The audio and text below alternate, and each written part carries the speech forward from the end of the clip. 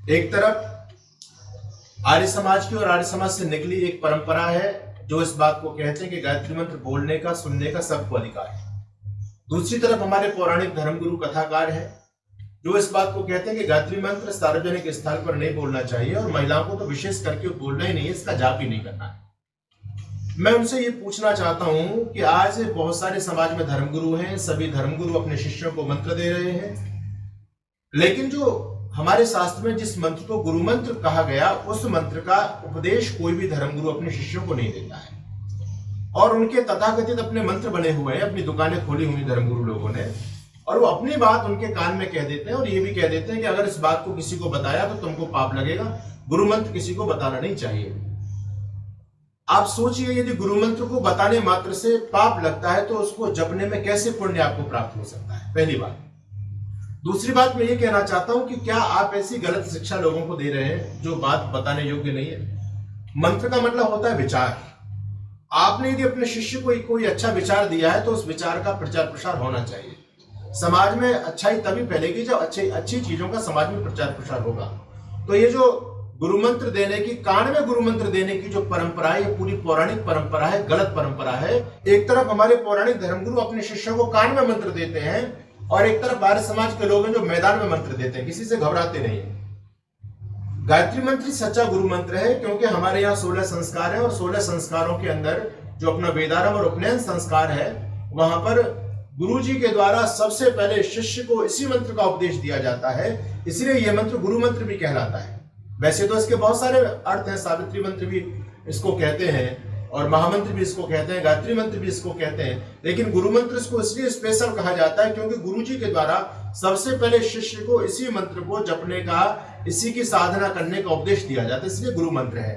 प्राचीन काल में सभी गुरु इसी मंत्र का उपदेश अपने शिष्यों को किया करते थे, लेकिन अब हमारे गुरु पाखंड की तरफ बहते चले गए। उन्होंने अपनी दुकानें चलाने के लिए अपने नए नए पता नहीं क्या क्या मंत्र बनाए हुए हैं। मैं ये कहना चाहता हूं कि यदि महिला गायत्री मंत्र बोले तो महिला को क्या पाप लगेगा, कोई धर्मगुरु मेरे प्रश्न का जवाब दे। दूसरी बात, क्या इस गायत्री मंत्र में कोई ऐसी भी चीज है जो सार्वजनिक स्थल पर नहीं बोली जाए? अगर महिला बोल देगी तो क्या महिला का कुछ अनिष्ट हो जाएगा? क्या इस गायत्री मंत्र में कोई गलत शिक्षा है? क्या इस गायत्री मंत्र के अंदर कोई हिंसा, आगजनी, ऐसी कोई गलत शिक्षा दी जा रही है जिससे समाज में एक विघटन पैदा हो सकता है? अरे गायत्री मंत्र तो महामंत्र है, सारे मंत्रों का निचोड़ है ये मंत्र। इस मंत्र में कितनी पावन शिक्षा है, परमात्मा का हम ध्यान करते हैं और परमात्मा से अपनी निर्मल बुद्धि की कामना हम करते हैं। तो इस मंत्र को यदि महिला बोलेगी तो दिक्कत क्या है महिला को मंत्र बोलने में? दूसरी बात मैं ये कहना चाहता हूं कि महिलाओं को वेद अधिकार नहीं है वेद सुनने का, और हमारे पौराणिक धर्मगुरु कहते हैं कि गायत्री मंत्र उसी को बोलना है जिसके पास में यज्ञोपवीत हो। बिना यज्ञोपवीत के कोई मंत्र नहीं बोल सकता, ये बात बिल्कुल ठीक है। और हमारे यहाँ परंपरा ये भी है कि बिना यज्ञोपवीत के यज्ञ भी कोई कर्मकांड नहीं होता है। पहली बात, आप स्त्रियों को कर्मकांड के समय यज्ञ कुंड पर क्यों बिठाते हैं? ये भी तो प्रश्न पैदा होता है। जब महिलाओं को जब कोई कर्मकांड करने का, यज्ञादि शुभ कर्म करने का बिना यज्ञोपवीत के अधिकार प्राप्त नहीं होता यजमान को, तो फिर महिलाओं को तुम अग्निकुंड पर क्यों बिठाते हो? दूसरी बात यह है कि यज्ञोपवीत का मतलब है यज्ञ का उपवीत, यज्ञ का वस्त्र। यज्ञ करने का अधिकार प्राणी मात्र को है। और रही बात यज्ञोपवीत की, कौन से वेद मंत्र में ऐसा लिखा हुआ है कि महिला यज्ञोपवीत धारण नहीं कर सकती? अभी हमारे धर्मगुरु बार बार वेद की बात लेकर के आते हैं कि वेद में महिलाओं के लिए गायत्री मंत्र का निषेध है और यज्ञोपवीत का निषेध है। मैं नहीं समझता क्या इन्होंने कोई अपना घर का स्पेशल कोई वेद बनाया हुआ है? हमारे यहाँ 4 वेद हैं, चारों वेदों में एक भी मंत्र ऐसा प्राप्त नहीं होता जो मंत्र ये कहता हो कि महिलाओं को गायत्री मंत्र नहीं पढ़ना चाहिए, नहीं उसका जाप करना चाहिए या यज्ञोपवीत नहीं लेना चाहिए। वेद का उपदेश प्राणी मात्र के लिए, उसमें महिला भी है, उसमें शूद्र भी है, उसमें वैश्य भी है, उसमें क्षत्रिय भी है और उसमें ब्राह्मण भी है। वेद किसी वर्ग विशेष की बापोती नहीं, किसी की संपत्ति नहीं है। बहुत से लोग जो ये कहते हैं स्त्री शूद्रो ना धीयताम, स्त्री और शूद्रों को वेद सुनने का कोई अधिकार नहीं है, ये बात बिल्कुल अवैधिक है, ऐसा कुछ भी नहीं है। आर्य समाज के संस्थापक महर्षि स्वामी दयानंद जी महाराज ने वेद का प्रमाण देते हुए इस बात को पूरे पौराणिक जगत के सामने सिद्ध किया था कि वेद सभी सुन सकते हैं। वेद का पढ़ना, पढ़ाना और सुनना, सुनाना प्रत्येक सनातनी का परम धर्म है, चाहे वो शूद्र हो, चाहे वो वैश्य हो या क्षत्रिय हो, चाहे वो महिला हो। किसी प्रकार का कोई पक्षपात परमात्मा की व्यवस्था में किसी के प्रति नहीं है। जिस प्रकार से परमात्मा के बनाए सभी पदार्थ प्राणी मात्र के लिए है, परमात्मा की अग्नि सबके लिए है, वहां कोई पक्षपात नहीं है।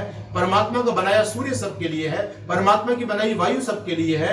ये जितने भी जल आदि जो पदार्थ भगवान ने दुनिया में बनाए हैं, इस पर प्राणी मात्र का अधिकार है। उसी प्रकार से वेद भी परमात्मा की सौगात है, वेद भी अपौरुषीय है। वेद परमात्मा की देन है, तो परमात्मा के पदार्थों पर सबका अधिकार है, तो पवित्र वेद वाणी पर भी प्राणी मात्र का अधिकार है, आप किसी को रोक नहीं सकते। दूसरी बात, हमारे बड़े बड़े धर्मगुरु बड़ी बड़ी कथाएं करते हैं और धर्मगुरु के नाम से समाज में प्रसिद्ध है। वस्तुतः देखा जाए तो इन्होंने शास्त्रों को पढ़ा बिल्कुल भी नहीं है। रामायण की बड़ी बड़ी कथा करते हैं, लेकिन रामायण को इन्होंने पढ़ा नहीं है। आप रामायण को पढ़ के देखेंगे तो उसमें भी माता कौशल्या यज्ञ करती हैं, भगवान कृष्ण और भगवती सीता, भगवती माता सीता गायत्री का जप करती है, संध्या करती है। आपकी रामायण इस बात को कह रही है, और हमारे धर्मगुरु कहते हैं कि महिला को सावित्री का जाप नहीं करना, महिला को संध्या नहीं करनी। माता सीता स्वयं संध्या कर रही है, और बहुत बड़ी परंपरा हमारे ऋषिकाओं की रही है। मैत्रेयी, गार्गी, घोषा, अपाला और माँ सरस्वती जिनकी हम सब वंदना करते हैं, जिनको ज्ञान की देवी, अधिष्ठात्री देवी हम बोलते हैं, माता सरस्वती की तुम क्यों पूजा करते हो? क्या माता सरस्वती को आप ज्ञान की देवी नहीं मानते? हमारी इतनी बड़ी बड़ी परंपरा, इतनी बड़ी बड़ी ऋषिकाएं हुई हैं जो वेदों की प्रकांड विदुषी थी, आपको जानकारी होनी चाहिए। आदिगुरु शंकराचार्य के साथ में जब शास्त्रार्थ हुआ, तो उस शास्त्रार्थ का निर्णय करने के लिए भारती जी वहां पर उपस्थित थी। तो जो शास्त्रार्थ का जजमेंट करने के लिए एक महिला वहां पर उपस्थित है, इसका मतलब है उस महिला की योग्यता कितनी होगी जो शास्त्रार्थ का जजमेंट कर रही है वहां पर। तो ये वैदिक परंपरा रही है। हर स्त्री को वेदादि पढ़ने का अधिकार, आर्य समाज के संस्थापक महर्षि स्वामी दयानंद जी महाराज इस बात को कहते हैं। कालांतर में आकर के पौराणिक परंपराएं समाज में फैल गई, जो गलत परंपराएं थी, उनका आर्य समाज ने पुरजोर विरोध किया है। और आज भी हम इस बात को डंके की चोट पे कहते हैं कि महिला, स्त्री ब्रह्मा बहुविधा, महिला की हमारे सनातन धर्म में बहुत बड़ी महिमा है, मातृशक्ति। आज भी हमारे नवरात्रि आते हैं तो मातृशक्ति की पूजा की जाती है। जो मातृशक्ति संतान की पहली गुरु है। आश्चर्य की बात, बड़ी हैरानी होती है हमको, जो पहली गुरु है, सबसे बड़ी गुरु है, उसी गुरु से इन पाखंडियों ने गुरु मंत्र का अधिकार छीना हुआ। आश्चर्य की बात है। अरे तुम्हारा स्थान तो तीसरे नंबर पर, थर्ड नंबर पे आता है, और तुम तो बहुत पीछे हो।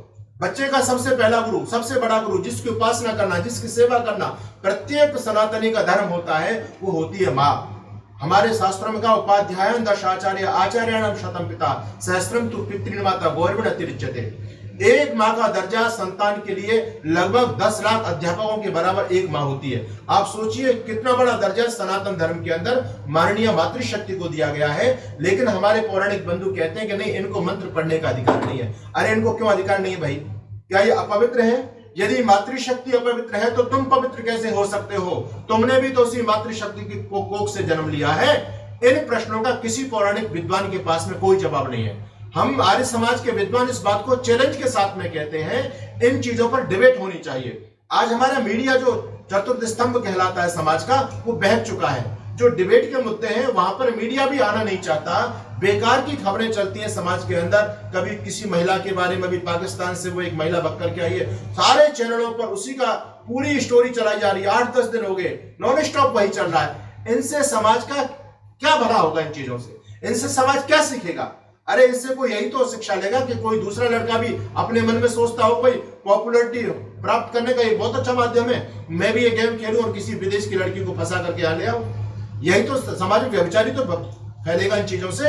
अरे तुमको डिबेट करानी थी तो बागेश्वर धाम सरकार लाखों की उपस्थिति में जब इस बात को कहते हैं कि महिला को गायत्री मंत्र नहीं बोलना चाहिए, उसी समय सारे मीडिया के लोगों को जाकर के उनको डिबेट के लिए आमंत्रित करना चाहिए था कि महाराज जी, हम सभी धर्म गुरुओं को बुला करके डिबेट करेंगे, क्या वास्तव में वेदादि शास्त्र पढ़ने का अधिकार महिलाओं को नहीं है?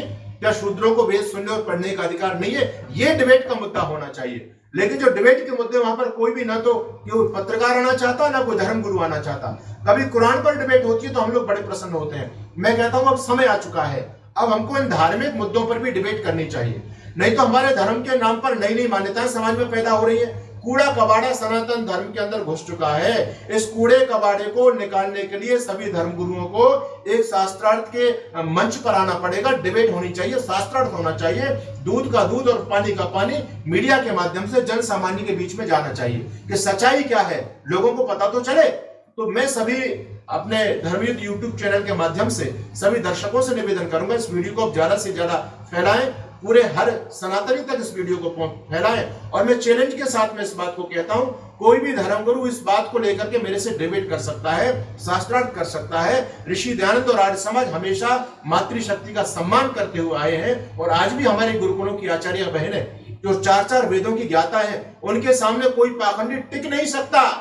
एक मातृशक्ति देखो कितने कितने गुरुकुलों का संचालन कर रही है, कितनी बेटियां गुरुकुलों में जाकर के शिक्षा प्राप्त कर रही है। अभी 12 फरवरी को जब माननीय नरेंद्र मोदी जी एक बहुत बड़े कार्यक्रम में पहुंचे थे, तो वहां गुरुकुल की बेटियां वेदोच्चारण कर रही थी। उन वेद मंत्रों का उच्चारण देख करके देश के प्रधानमंत्री गदगद हो जाते हैं। ये आर्य समाज ने काम किया है। आर्य समाज ने प्राणी मात्र को, अरे तुम जिन लोगों को दुत्कार रहे हो, जिस मातृशक्ति के कोख से तुमने जन्म लिया, आज उस पर तुम पाबंदी लगा रहे हो। अपने जो शूद्र भाई है उनको तुम कहते हो वेद पढ़ने का अधिकार नहीं है। ये वेद नहीं पढ़ेंगे तो क्या कुरान पढ़ेंगे? ये बाइबल पढ़ेंगे? और बाइबल और कुरान वालों की जब जमात में जाकर के बैठ जाते हैं तब तुम्हारे पेट में दर्द होता है। तुम जब अपने धार्मिक क्रियाकलापों में इनको अनुमति नहीं देंगे तो ये मेरे भोले भाई कहीं ना कहीं तो जाएंगे। तो तुमने इस धर्म को अपनी बापोती समझ लिया है, ये बात बिल्कुल गलत है। हम इन चीजों का खंडन करते हैं और कहना चाहेंगे कि मातृशक्ति का सम्मान हमेशा से है। वेद के प्रमाण हैं, महाभारत के प्रमाण हैं, रामायण के प्रमाण हैं, अनेक प्रमाण हमारे पास में है। हम हर इस पाखंडी धर्मगुरु को चैलेंज करते हैं, चाहे वो वर्तमान शंकराचार्य हो, चाहे बड़े बड़े धर्मगुरु हो, जो इस बात की वकालत करते हैं, बार बार बकवास करते रहते हैं कि महिलाओं को वेद पढ़ने का अधिकार नहीं है, महिलाओं को गायत्री मंत्र बोलने का अधिकार नहीं है, महिलाओं को यज्ञोपवीत पहनने का अधिकार नहीं है, महिलाओं को कर्मकांड करने का अधिकार नहीं है। ये बात सारी अवैधिक है। इसके लिए आर्य समाज का मंच हमेशा शास्त्रार्थ के लिए तैयार है। मुझे बताएं, बागेश्वर धाम सरकार महिला यज्ञोपवीत क्यों नहीं पहने? अरे यज्ञोपवीत 3 ऋणों का प्रतीक है, 3 ऋणों का। क्या महिला के ऊपर ऋण नहीं होते? क्या ऋण केवल पुरुष के होते हैं? क्या एक लड़का ने मां का स्तनपान किया है? क्या लड़की मां का दूध नहीं पीती? क्या माता पिता ने जो परिश्रम अपने लड़के को पैदा करने में, उसके करियर को बनाने में लगाया है, वो परिश्रम एक लड़की के जीवन के लिए नहीं लगाया? तो जिस प्रकार से लड़के के ऊपर वो ऋण चढ़ते हैं, वो ऋण तो मातृशक्ति के ऊपर भी चढ़ते हैं। उनको भी सेवा करनी चाहिए, उनके ऊपर भी ऋषि ऋण है, उनके ऊपर भी पितृ ऋण है, और तो ये उनके ऊपर भी देव ऋण है। तो हमारे सनातन धर्म में किसी प्रकार का कोई पक्षपात नहीं है, ना स्त्री पुरुष में कोई पक्षपात है, ना कोई वर्ग विशेष में पक्षपात है, ना कोई ब्राह्मण क्षत्रिय। ये कोई जन्म से नहीं होते, ये सभी कर्म से होते हैं। व्यक्ति का कर्म से ही व्यक्ति महान बनता है, और कोई बड़े कुल गोत्र खानदान में पैदा होने से कोई बड़ा नहीं होता। बड़ा व्यक्ति अपने कर्मों से होता है। भगवान कृष्ण कहते हैं 4 वर्ण हैं, और ये चारों वर्ण गुण कर्म स्वभाव के अनुसार होते हैं, कोई जातिगत नहीं होते। तो आर्य समाज ने हमेशा इन पाखंडियों को चैलेंज किया है, आज भी हम चैलेंज करते हैं। मैं महर्षि दयानंद सरस्वती का शिष्य स्वामी सच्चिदानंद इस बात का भरे मन से ऐलान करता हूं, कोई भी पाखंडी आकर के इन धार्मिक मुद्दों में हमसे शास्त्रार्थ कर सकता है। इस वीडियो को ज्यादा से ज्यादा से आप पहुंचाइए।